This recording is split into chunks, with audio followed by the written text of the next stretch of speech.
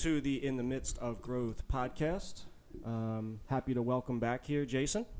Hey, Jason. Hey, how you doing?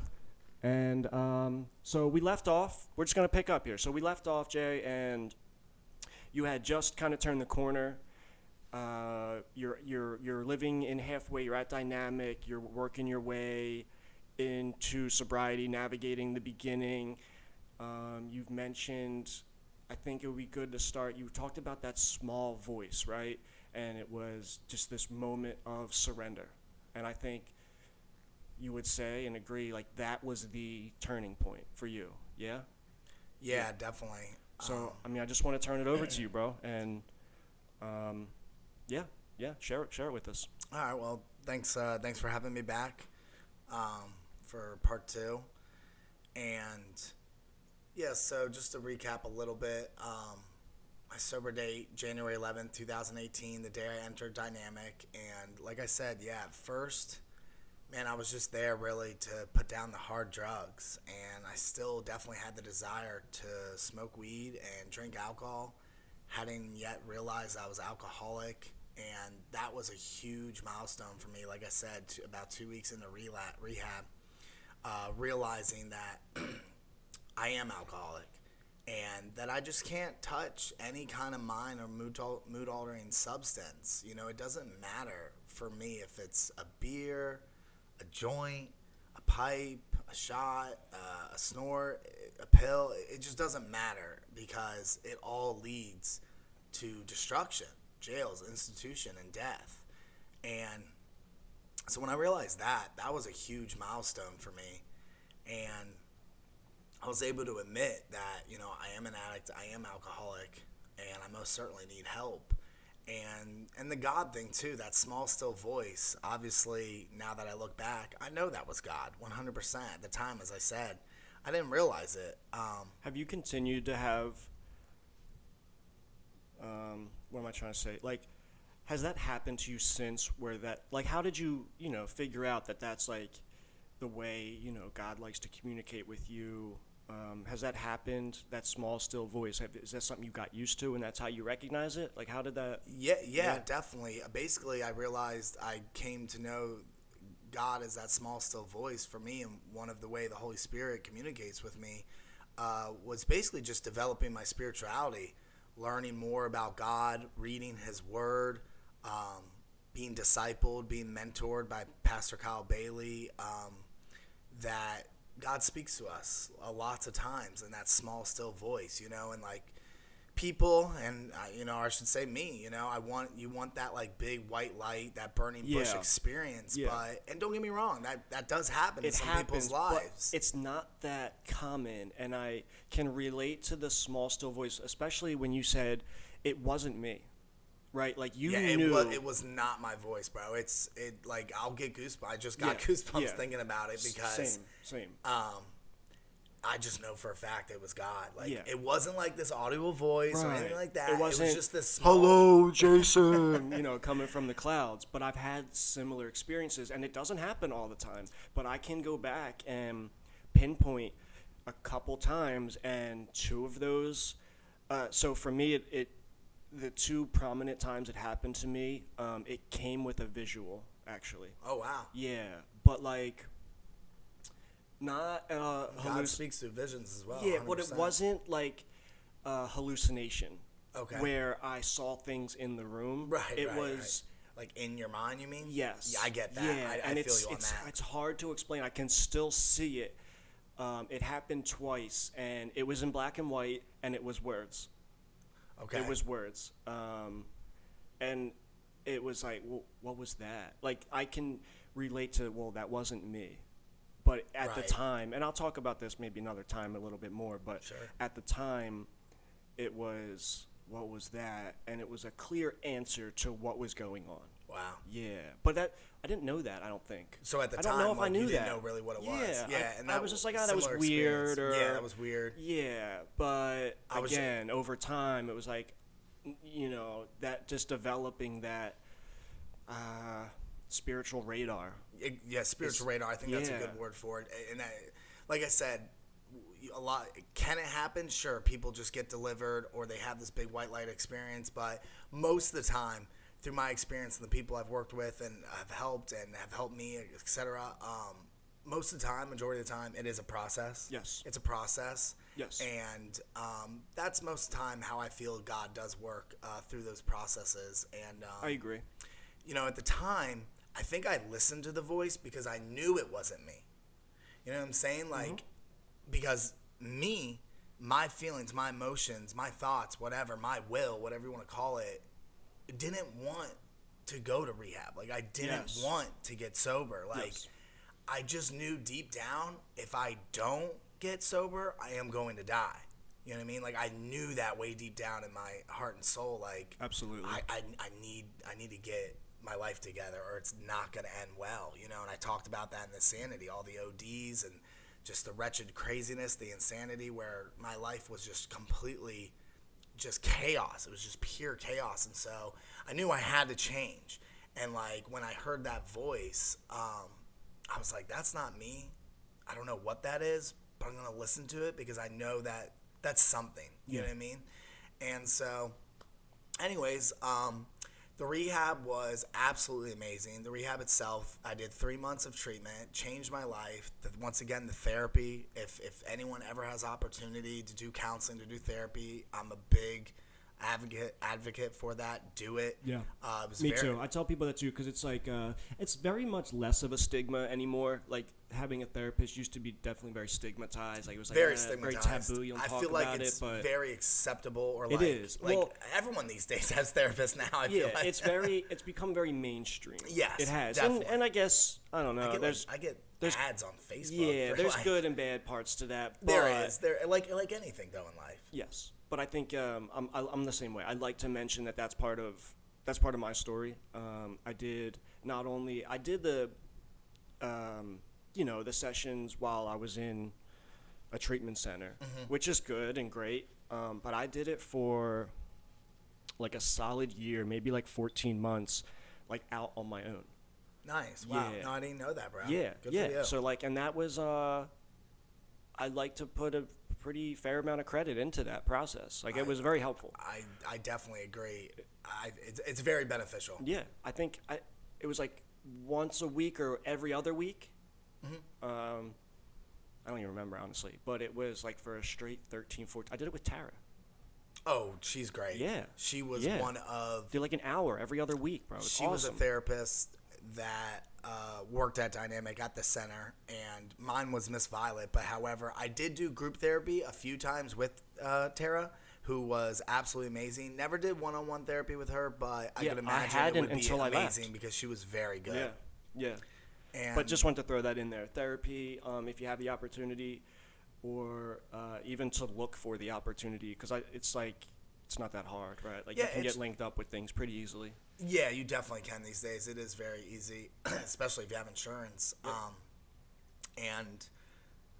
Miss Violet was my therapist, and I still have a relationship with her today. I don't talk to her too often, but we're friends on Facebook, and we still text each other here and there and stuff. I did do therapy on my own years later. I don't want to go too much into, but it didn't last too long. It was probably a few months, and basically the first session I had, he just said, "What's your biggest problem in your life today?"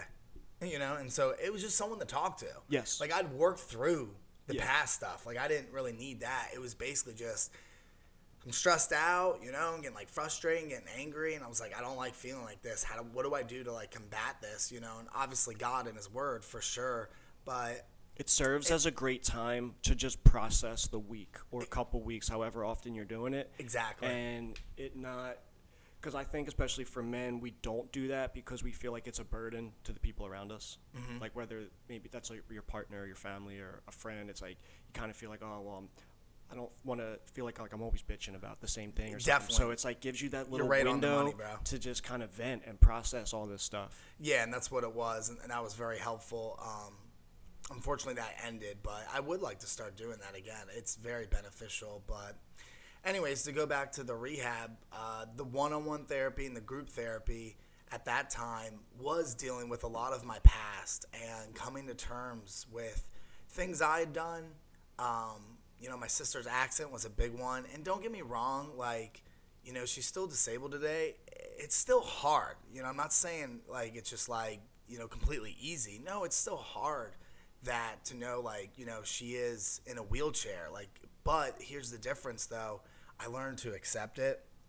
I learned to not let it control my life to where I'm just constantly depressed and miserable because of it or dwelling on it. I learned to accept it and go through that process of learning to accept it. And so, yes, the pain is still there to a degree, but it's not to the point where, like, it's controlling my life or, like, it's holding me back in any way. And so the therapy was amazing. The treatment center, we would go to the center during the day, and then at night they took us to 12-step meetings. And, I mean, let me tell you, man, I just had pounded into me, get a home group, get a sponsor, and work the 12 steps. I said this before in the last session that I never had listened to anyone before. I was always just my thing, my will, my life. I'm going to do whatever I want to do. And look where that got me. And so for the first time in my life, I was like, if I want to change, I got to be willing to take suggestions. Yep. Don't get me wrong, I was a big skeptic. I looked at the 12 steps and I was like, what the heck is this? A moral inventory? What is that? Yeah. I got to make amends to people? Oh gosh, I don't want to do that. I was just like, how is this going to help me? Why and how is this going to help me? I don't believe it. These people are full of crap. Daunting in the beginning. Yes. You're just like, extremely daunting. I don't know about any of this. Right. Yeah. But once again, I was just so desperate, dude. I was so desperate for a new way of life that I really was willing to go to any length. And so that's what I did, man. I got a home group and was there often as possible. I got a sponsor, and I worked those steps with diligence and with my whole heart, being fearless, being thorough, going back to the very beginning as far as I could remember. And, I've seen people before that have done the steps and nothing changed. And that's because they didn't do it with their heart. They're just checking their boxes, That's something I like to talk about and I bring up all the time. Yes. Checking the boxes. Just checking the boxes. Because I did that. I've seen people go through the entire steps and literally nothing had changed in their life. And I'm like, how is that possible? Well, because you're not doing it with your heart. You go to 400 meetings a week and right, do all this stuff. You know what I mean? Like nothing changes. So it's like, well, it's not going to. If for you're sure. Not in, you get in what you put. You get out what you put in. Yep, right? And it's true. That's anything in life. Yep. You get out of it what you put into it. And so, don't get me wrong. Going to meetings is important. Going to meetings is necessary for my program recovery. But the true change came through that work, the working of the 12 steps of recovery.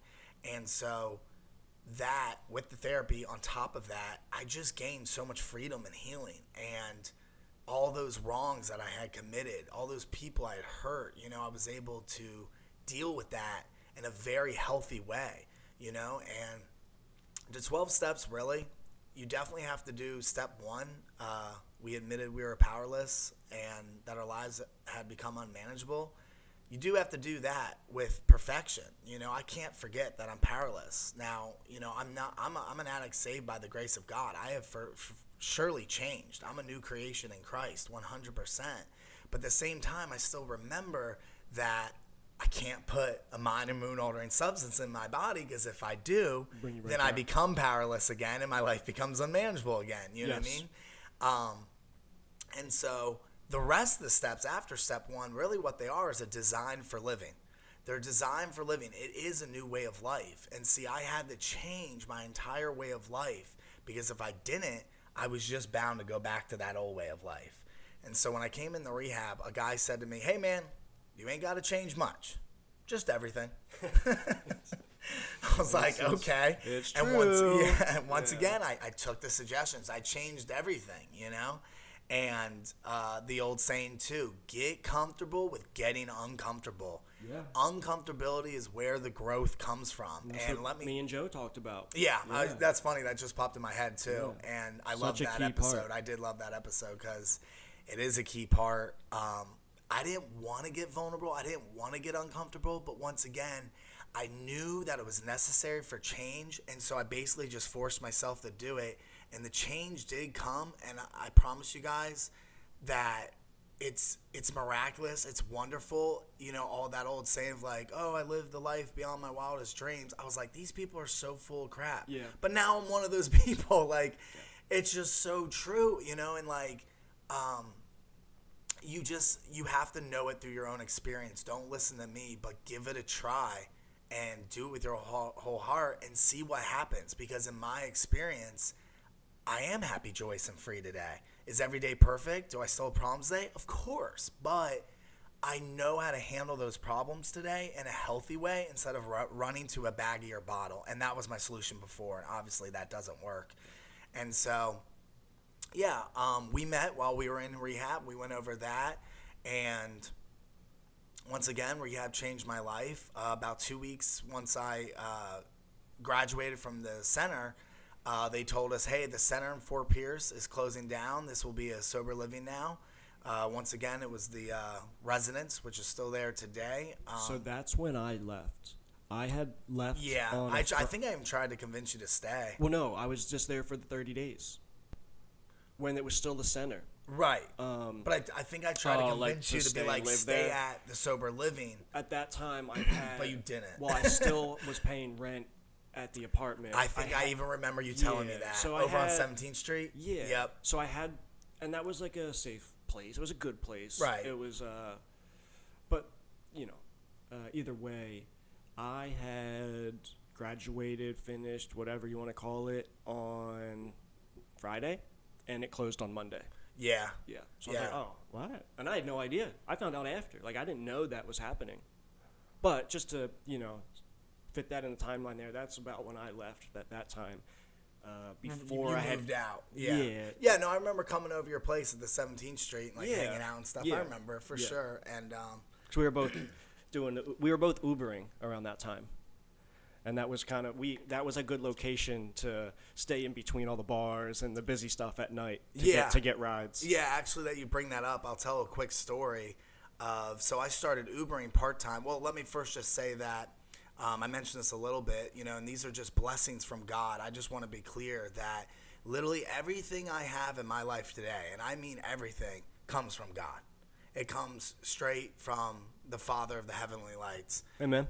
And I don't forget that. You know what I mean? I always remember where these blessings are coming from. But I was able to get a vehicle about a month after I graduated from rehab. So it was about May. Center shut down in April.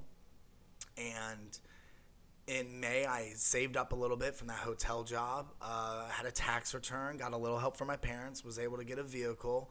And so I started doing Uber part-time because, I'll be honest, the hotel was not paying very much. It was a very small low-paying job. But it was a good job. I liked it, and I was good out of it. I worked the front desk at the hotel, checking people in, checking people out, that sort of thing, greeting and stuff. And that fit you very well. It did. It was nice to finally find a job that I was good at.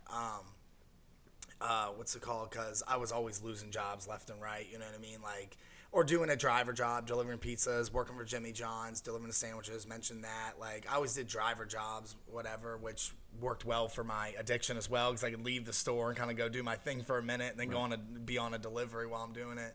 Anyways, kind of lost my train of thought there. Ubering? Oh, right. Thank you. So, yeah, I'm doing Uber part-time. And so I was parked in a parking lot, and I started to have very strong urges to use drugs. And, like, I'm, like, praying, and I was like, man, they're just not going away. And you pulled into the parking lot. I remember that. It was at CVS. Yep. Yeah. Exactly. Or no, it was across the street. It was like the Walgreens across the street, actually, I think. I think it was the Walgreens, Yeah. actually. It was the Yeah. Walgreens. And so I was like, man, I got money in my pocket, and I want to go smoke crack right now. I don't know what to do. And you were like, well, I'm going to stay right here with you until, you know, those urges go away. And so that's a huge benefit of having healthy, God-centered relationship in your life, to have men in your life that will come alongside you. And when you're down, they can help pull you back up. And also playing that tape all the way through. Huge tool of mine, especially in early recovery. I literally would just be like, okay, if I go use, then this will happen, then this will happen. I would play that movie to the very end, and every time I was either like homeless, dead, in jail, and I was like, well, I don't want to do that, so I'm just not going to go use. You know what I 'Cause mean? you get consumed with that craving and that desire to go do the part that you can talk yourself into that's fun and enjoyable, and you forget where it's going to leave you, you know? So Definitely. And yeah, we forget things easily as humans. And so playing that tape all the way through, huge tool. Think of the consequences. Don't glorify the high. That's a big one for me. You know, where is this going to take me? You know, okay, yeah, it'll be nice to numb these emotions and get high, but guess what? The consequences are just too dire. And so I got to think of the end result. Where am I going to end up? And also, once again, having support, love, and brothers in recovery, in Christianity, having brothers around you that will support you, pick you back up when you're down, and just be there to love and support on you and pray for you. You know what I mean? And so and that was a God moment because I'm having these urges, and you just randomly pulled in. And like, hey, what's up, man? I was like, Kevin, I'm so happy to see you. I'm freaking out right now, dude. Like, I have so much anxiety. Like, I'm shaking. And so just wanted to tell that little story. And then to get more into more blessings of God, man, what God has done in my life. So this is a good story that I started getting on dating apps early in recovery, which, you know, I don't suggest. And but I'll tell you why it worked out for me. You know what I mean? But I was probably like 5 months sober at the time. Started getting on dating apps. And I linked up with a girl. We never actually met, but we started talking. We started texting. We started FaceTiming. And we were going to go meet up and in person. And she totally ghosted me. And so that was God's way of showing me that I was trying to force this relationship. It was totally my will. I don't think I prayed once about it. Like, I was just totally forcing my will on this relationship and being like, this is what I want. This is what needs to happen. Okay. And that's what happened. I got ghosted. And so then I'm sitting at the hotel one night on Bumble, and with Bumble, when a girl messages you, you only have 24 hours to respond, or that message disappears. Like, you'll never talk to her ever again, whatever. So I looked down at my phone like an hour before my shift ends, and Adriana, who is my wife today, had messaged me. And I was like, oh, okay, cool. And there was like an hour left, like maybe an hour and a half Till it expired? Till it expired. Oh, man, okay. So I messaged her back, so we started talking. But this time around, I said, you know what, God? I'm giving you this relationship. Your will be done, not Jason's. I'm not going to force anything. I'm not going to do anything. I'm just going to completely go with the flow. I give you this relationship. Have your way with it. Your will be done. And that made a big difference. I literally didn't force anything. Everything that happened through that relationship was like, the timing was God's timing in the stages of like friendship. First we were friends, then like dating, seeing each other, and then actually like making it official, boyfriend, girlfriend, whatever. And so, yeah, we started to talk, and quite a lot. Every night I would call her and we would read the Bible together. So as we grew closer, because I was a baby Christian, she wasn't even saved yet. Within like 2 weeks of meeting her, though, she got saved, you know, due to time constraints. I won't tell her personal testimony, but it's amazing how she got saved. Absolutely. All glory to God. Absolute miracle. Anyway, so as we were growing closer to God, we were growing closer to Jesus, we grew closer together. God was at the center of our relationship. And so as time moved on, you know, I said, like, hey, you know, this is getting serious, and I want to let you know that, like, I'm living in recovery, and I'm for the Lord, and we definitely made a decision to, you know, not have sexual relationships before we were married. Like, we both wanted to live for God, you know, and she wanted to do the same thing. And so my point there is that although I dated in early recovery, we put God first. And nothing got in the way of my recovery program either. There were many times where it was like, hey, I can't hang out right now because I'm going to this meeting. Yeah. Or I'm working with my sponsor tonight. Yeah. And that's what doesn't happen so many times. Right. Unfortunately, a lot Dating of guys. in recovery gets a bad rap. It does. Because I don't think people put the correct boundaries and priorities in, right? It's 100% correct it's there. people will make that relationship the next drug. You know, They make it the it's- next drug. yeah, They make that's the when girl it's a their problem. higher power. Yeah, that's when it's a problem. You They know? start putting the girl first. Right. And the recovery principles and the biblical principles that they were putting first, or maybe weren't at all before, take less of a priority. And that's what leads to a slip or whatever, you know. And you know, in your case, doing it, you know, but the right way, let's say. God honors that. And God honors in that. your case, clearly he did. Yeah. Yeah. And now I had help there. Once again, I wasn't doing it on my own. I had Pastor Kyle as my spiritual mentor, and he was discipling me. And, you know, and everyone tried to tell me, don't get in this relationship. Don't get in this relationship. Pastor Kyle said that many times. My buddies in recovery told me that many times. Don't get involved. Don't get involved. And I was like, but I'm hearing from the Lord. I'm hearing from God that there's a reason that I've met this woman, and I need to pursue it, you know, because he doesn't show you the whole staircase, just that first step, right? So I only had a little bit of the picture, but I said, I can't let go. God is speaking to me that she's important and that I need to see where this leads to.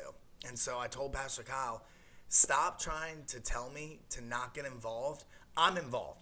It's a done deal. So you need to start ministering to me on how to navigate a relationship with a woman as a baby Christian, basically. right, And he fair, was like, man. let's get started. Yeah. And so he discipled me, man. And then we brought Adriana into it. And so basically we both decided that, hey, we do want to get married. Like that, we definitely have that goal. And so we started pre-marriage counseling. And huge blessing. We would get... like, we need to go to the courthouse right now. Like, you know, and we know why. We were like, we need to go to the courthouse right now. And he's like, no, you don't want to do that. You want to have your friends and family there. He's like, and he reminded us that it's on God's time. Enjoy the time of dating, the friendship, the blossoming of the relationship. This is the time for that. You're at that stage. Don't rush that process, Yeah. right? Just like you can't rush your recovery process. And Kyle's Same thing. great for practical, Very practical. like, advice and counsel. He gave us the spiritual reasons for sure, but he also gave us the Yeah, practical reasons yeah. of why it's He's important always been to do it that on God's person time. in my life too, for sure, in many Definitely, ways. Yeah. many ways.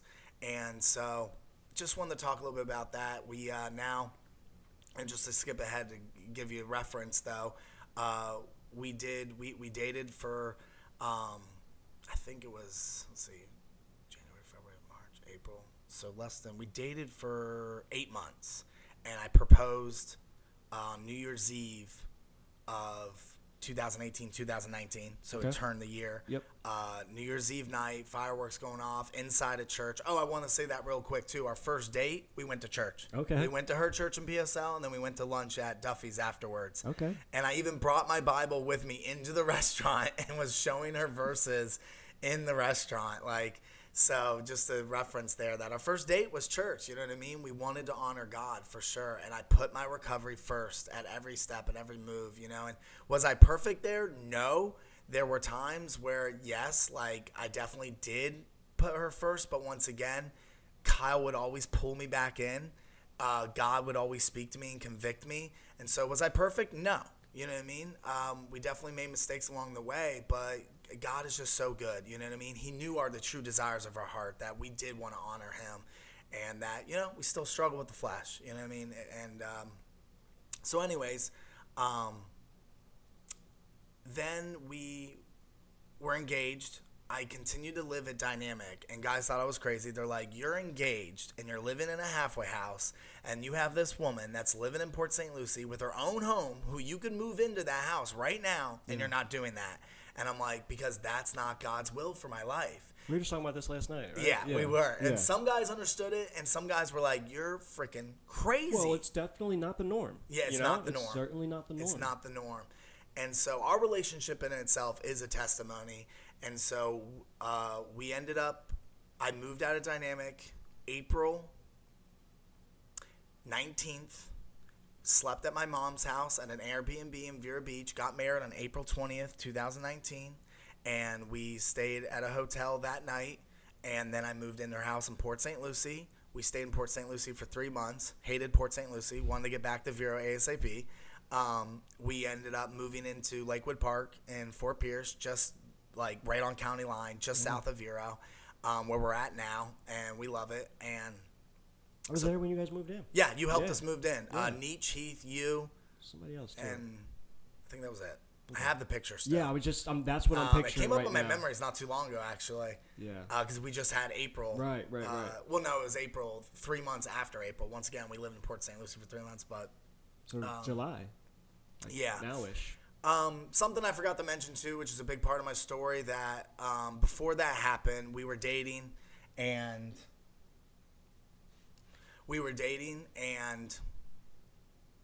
my brother Troy, who, once again, if you remember from my original episode, that I looked up to this guy so much, man, as a kid. Like, I just wanted to be him. Like, I wanted to hang out with him all the time. You know, if he was a skater, so I was a skater, you know? He smoked pot and drank alcohol, so I smoked pot and drank alcohol. Like, whatever he did, I had to do too, you know? Like, he was my best friend. And, you know, drugs and alcohol definitely tore us apart a little bit throughout our lives as we became adults and stuff. But we were always still brothers. So no matter what, even though we got in huge fights or stole from each other, whatever happened, we always came back and said, I love you, man. We're blood, like we're brothers. And so I love that guy so much. And unfortunately, he passed away due to the disease. He had times of sobriety, he did, but he just couldn't do it for the long haul. And eventually that disease took his life. And so When was that? I can't remember exactly when, but I was working at the hotel, so I'm standing there at the front desk, and it had to be sometime. I can't remember. before you were I can't remember married? right now. Oh wait, of course I remember. Duh, it was 10 days before I got married. Okay. I don't know why I was drawing a blank there because duh, it's an easy reference. 10 days, so April 10th, Okay. 2019. Yeah. I'm working at the hotel, and I'm at the front desk checking people in, whatever. Or, no, it was the afternoon, it wasn't the morning. In walks in Adriana and Pastor Kyle. And, a little choked up, sorry. Sorry. Adriana's crying. And she tells me that Troy lost his life. And I just completely broke down right there at the front desk, like on the ground, crying, just sobbing like a little baby, just losing all control. And it was a very difficult time in my sobriety, in my life. Pastor Kyle and Adriana, I left work, and my GM had to cover the desk. Obviously she didn't care. She said, go do what you got to do, and take as much time as you need off, to recover from this, whatever, if that even makes sense. But we went over to Cracker Barrel because it was out west at the Hampton there. There's a Cracker Barrel next door. And Kyle just began to minister to me, and speak life into me. And I went into the bathroom, and there was one point in my life where I was in rehab, and I was talking to my brother on their phone. I had to use the office line. Once again, I have a cell phone. And Troy said to me, you never have to use drugs ever again. This is your opportunity to get out from this way of life, bro, and truly do something with your life. I took that to heart. You know what I mean? Once again, I looked up to this guy, and although he was still using, I still loved him and looked up to him, And I couldn't judge because I was the same way. And he said that to me, and that those words came to mind. I just asked God. I said, God, I cry out to you. I'm just heartbroken right now. I'm just, I'm a mess, like literally just crying so hard. And I was like, God, I just cry out to you. Just speak to me, speak to me. And those words came into my head again, just kind of like in the form of Troy's voice too. That night in rehab that he said that to me, he said, you never have to use drugs again. And then I heard the voice say, that small, still voice say, I love you, man. You don't have to end up like me. You got to keep going. And those words of keep going, I've held on to ever since. Excuse me, I'm sorry. I'm okay. Keep going. So simple, but that's the way I've always been. I've kept things simple in early recovery until this day. I just keep them simple. And that helps me so much. Just keep things simple. Don't overcomplicate things, because I love to do that. I love to overanalyze and overcomplicate and just start dwelling in that stinking thinking and I don't do that today, you know what I mean? Or I do it a lot less. And so he said, you don't have to end up like me. Keep going. And that's what I did. I just held on to those words. And I also want to mention that I got through that time by not leaning on my understanding. I leaned on God so much, God and his word, and also the support of friends and family. I had 1,000 million text messages and calls. I didn't want to talk to anyone. Yeah, I can imagine. Yeah. I just wanted to be with my family, and we were reminiscing. I went down to Fort Lauderdale where they were at the time. We just reminisced of old stories and stuff. I just wanted to be with my family. I didn't want to talk to any friends. Adriana came with me. Like I said, it was a serious relationship at the time. Right before your wedding. Yeah, right. It was right before our wedding. Right. We were getting married, of course. So I get messed up on my time frame. Sorry. And anyways, to know that that support was there, though, was extremely beneficial. If I wanted to talk to them, they were there. Right. And once again, the importance of having a recovery network, to having God-centered, healthy relationships, you know, changing those people, those places and things is so vital to the recovery process, because now these people truly care and love me. You know what I mean? My friends before, you know, I mean, I have friends, sure, but at some point, they weren't friends anymore. I had associates, you know what I mean? And, like, those aren't true friends. They were friends if I had money in my pocket, Right. you know, or could buy. Just kind of come and go. Yeah, exactly. Doing the same thing. And so, I better hurry along. Wow. Okay, we're almost there, though. And so, wanted to talk about that. And, you know, also, once again, going back to God, I've mentioned many times those 12 steps. Those 12 steps for me are vital to my process of recovery. My step 4, my step 5, making amends. And 10, 11, and 12, I try to live on a daily basis. Am I perfect? No. But doing a daily inventory, going throughout my day to where I was wrong or to where I could have handled situations better if I own amends. Number 11, just always staying in that constant contact with God and having that deep, personal, intimate relationship with Jesus Christ. That's on the forefront, 100%. That's vital for me. And step 12, helping others, you know, sponsoring others, and applying these biblical and spiritual principles to my daily affairs. It's vital. And once again, that's step 4 and that's step 5. I was very fearless and thorough, went all the way back to the beginning. It was just so important to my process of my recovery. And so, and there's other things, like I said, the tools, playing that tape all the way through, having the recovery network. So yeah, I just want to end on also with Pastor Roger hiring me as the at the time general manager of Dynamic Life, and then getting to, unfortunately, he passed away. So about 3 months after I moved out of Dynamic, and let me tell you, my wedding day, my emotions were all over the place. I can't even imagine. 10 bro. days Yeah. later, after my brother passed away, I'm sad because my brother passed away, but I'm happy because I'm Right. getting married. So my Maybe emotions, the most, like, you know, opposite emotional events, right? Probably like the worst thing that's ever happened to you and the best thing is like in the same week almost. right, Yeah. exactly. And so my emotions were all over the place. But once again, I didn't have to pick up a drink or a drug because of God, because of recovery, because of support of friends and family, and just having Pastor Kyle in my life to speak life into me. Just so many different things. You know, I could talk forever about that. But so we get married 3 months later, living in Lakewood Park, and Pastor Roger calls me up and he's like, yo, come to the church, I want to talk to you, you know. And I've been going to Freedom Church, and which was the church connected with Dynamic at the time.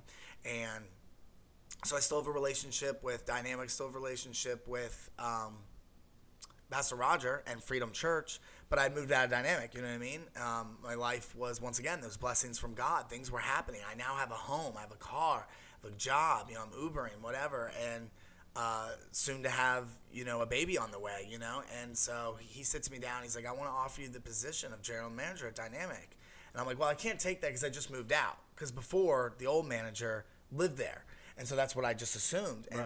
And so it's like, I'm not trying to move back into halfway. Yeah, yeah. You know what I mean? Like, we're at a 3-bedroom, 2-bath house right now. It's pretty sweet. And this has never happened to me before. I've never owned a car. Thanks, but no thanks, right? Right. And so, like, I've never owned a car. Like, I've never been a man before. I never had responsibilities. Like, I just did whatever I wanted to do. And once again, that led to complete chaos. And so now I'm living my life by the Lord's will, and I have a house, I have a car, I have a wife. Like, I'm just getting blessed left and right, you know? And like you said, when we honor God, he definitely puts his hand in his favor on our life. And that I'm witnessing that, and it's amazing. And so he's like, no. I want to offer you a 9 to 5, Monday through Friday position.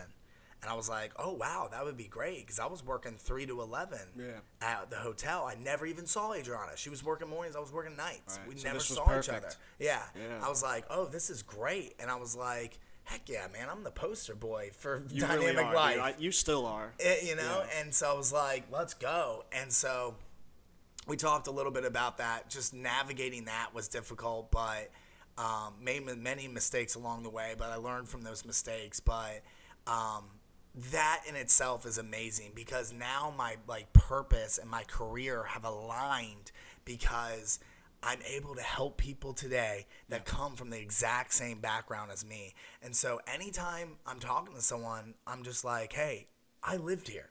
I know what you're going through, whether it's something like petty and small, like, yo, this guy stole my food, bro. Right. Or it's something big to where it's Right. like, I'm struggling with using, like, I have the urges, like, I have the desire to go use today. What do I do? Like, I can speak and minister to that because I've been there too. Yeah.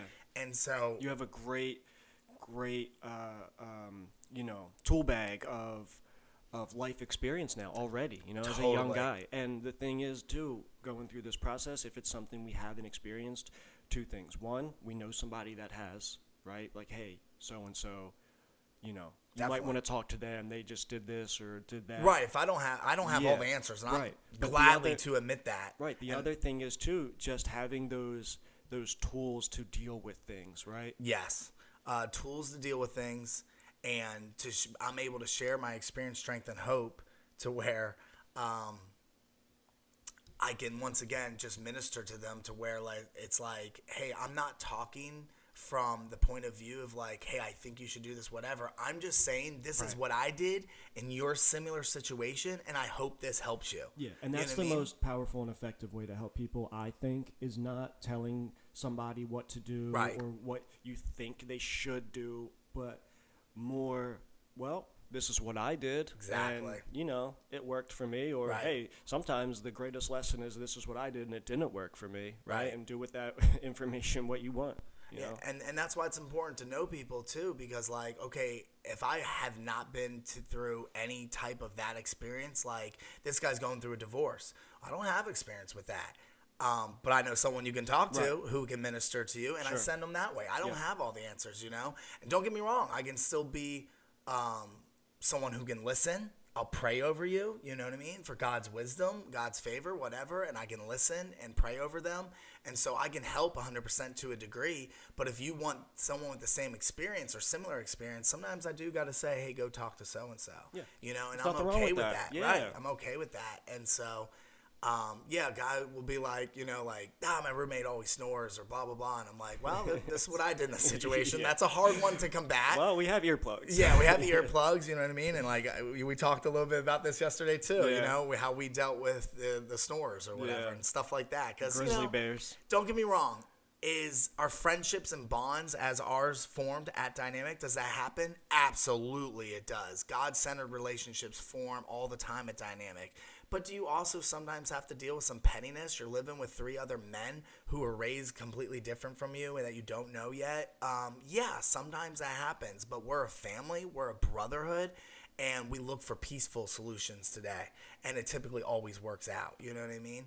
And so then later on, I don't know the date or whatever when, but I'll never forget that I'm in the shower and my phone is blowing up. And once again, we could have a whole episode on working in recovery. Yeah, You and know I what think mean? we should. So I think won't we go will. into it, Yeah. like due to time constraints, it would be fun. It would be because like we talked a little bit about that, and I think that's enough. But it's just, I just want to say it's amazing to be able to help people today Yeah. from the same background that I come from. I was once in the fire. Now I get to run back into that burning house and pull guys out. And Yeah. that's my job. That's what I do for a living. And it's amazing. Yeah.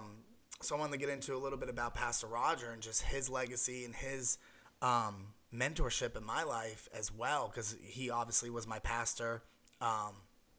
Pastor Kyle definitely was like my spiritual mentor. He baptized me. He was the one who married me, Adriana, and myself. And so, yeah, I definitely had a more closer connection with Pastor Kyle, but he eventually did move away to Michigan to pastor another church. And that was totally ordained by God, you know what I mean? And so Pastor Roger definitely took more of a mentor role in my life at that time. And he'd always been, you know what I mean? Just I had a closer connection with Kyle. And so Pastor Roger was my boss, my friend, my pastor. He played so many roles in my life, and a mentor. And one morning before church, my phone is blowing up and like crazy. And I'm in the shower, though, getting ready for church. And I get out of the shower, and Adriana's looking at the phone, and she's crying, and she goes, Pastor Roger's dead. And like, the only thing I could say is WTF. Right. And I said it out loud. Yeah. And, you know, I didn't even care at the time, because, like, I was hit by an arrow in the heart, bro. And I was was just a like, shocker. what the F? I remember that Sunday It was a morning. shock. It was a shock. Everyone just kind of was shell-shocked Yeah. at service that morning. It was just Shell-shocked. like, everyone was just like, Good word. what is this? You Yep. know? No one knew what to do or say, and it was just, we were all going to meet at this time anyway, you know? We had just talked to Laura, his wife, the day before, and she was like, EKGs are good. He went to the hospital for a minor heart attack. So he was in the hospital, and Laura's like, EKGs are good, blood pressure good, everything's good. Well, late that night, he had a massive heart attack and passed away. And so the day before, we were like, okay, he's good. He's going to get out of the hospital. Everything's fine, you know? And then we find out he passed. And I'm just like, dude. Yeah, it was definitely a shock. Wow, you know? And so Pastor Kyle moved away. Roger dies. I'm just like, man, like, I don't even have anyone as a mentor now. This is crazy. And my original sponsor, he went through his troubles too, ended up in jail. You know what I mean? And I have a sponsor today or whatever, but it's not the same, because my brother had passed away. My sponsor was my best man at my wedding. You know, due to anonymity, I won't mention names, but I had a very, very good relationship with him, and I still do to this day. We're still close. It's changed at that time, It's for changed sure. because he unfortunately relapsed after 5 years, and that relapse took him down such a dark path. He ended up in jail. You know what I mean? And so I was like, dang, you know, my sponsor's in jail. Kyle moved away. You know, we still talk, but here and there. And now Pastor Roger passes away. That was a grieving process, 100%. This man was just so important in my life. And so I just want to say, I have to find it. I could probably remember it, but just in case, the legacy that Roger left us to continue on at Dynamic and our lives, our personal lives as well, is that he once said in one of his sermons, and he started saying this all the time, was, I love you, I'm not any better than you, and I won't ever give up on you. That right there was Roger's legacy. He led such a Christ-centered life that he's just a prime example of someone in my life that I was able to look up to and have that discipleship from. And so that legacy that he left, we carry that on today, not just in our personal lives, but at Dynamic. We love you. We're not any better than you, and we won't ever give up on you. And that's truly what Dynamic is all about today, is just helping that next person that's struggling with drugs or alcohol. It was just so amazing with engulfing that. He was. He was a not giving walking up on you and loving embodiment you. of a loving Yes. pastor. He really was. And it didn't matter if, I just want to say Yeah, go ahead. one more thing too. I lost it though. Gosh darn it. Oh, here it is. Okay. He had something else too that he said to me once, which I post all the time. Roger said, may you continue to inspire others in the truth that pursuing God over just sobriety is the greatest path to serenity and sobriety. And that's why I feel working those 12 steps with Jesus Christ as your higher power, who I know him as the highest power, is the best form of recovery, because not only is it, I think, the most successful, but it's the most rewarding. You gain the most peace that way, doing it with Jesus, you know, and Roger just always said that, and so that's something I wanted to share. Whatever, just the legacy of Roger that Yeah. we carry that on today. Yeah. And I think this is a great way to wrap this up. Talk about Roger's legacy. You mentioned a 12-step and your job being so rewarding because we're helping others, and that's what this is right here. Yeah, I just want to say in conclusion Yeah. that before in addiction, my way was always take. Literally, it was always about me. Extreme selfishness and self-centeredness. It was always, what can I get out of this? What's in it for me? That was literally my way of thinking all the time. Now, God has given me the ability to say, what can I bring to the table to benefit this situation? How can I be helpful to this situation? So it was always take. Now it's give. And so I just try to live my life today of being maximum service to God and maximum service to others. Yeah. And I see you do it on a daily basis, man. And this is such a important way, and you have such a powerful story and Thank you. testimony. So no, thank you for thank you for sharing. God is good, man. Once again, all glory to God. Amen. Everything I have today, and that's why I live my life like that today. And you heard the darkness that he delivered me from. That's why I'm so passionate for Jesus, because he saved me, not just from eternal separation, obviously, after death. He saved me in the fact that he died for my sins, and I now have the gift of salvation. Absolutely. That's amazing, of course. But he also saved me from hell on earth. Yeah. Hell on earth. Yeah. Your life path is very different. Very different. Very different. Complete 180. But yeah, man, again, thank you for sharing such My a pleasure. powerful story, My pleasure. man. And just want to thank everybody for listening, sharing, and liking this. I'm actually going to drop a link to Dynamic in the description of this part of the series here. Like the website? Yeah, is that all right? Heck yeah. Yeah, so that'll be a resource for anybody that hears this and needs it, or hears this and knows somebody that needs it. Oh, yeah, we're still helping people today, man. Dynamic's anointed by God in a wonderful place if you want to change your life. All right. Well, see, until next time, Until next time. thanks for listening.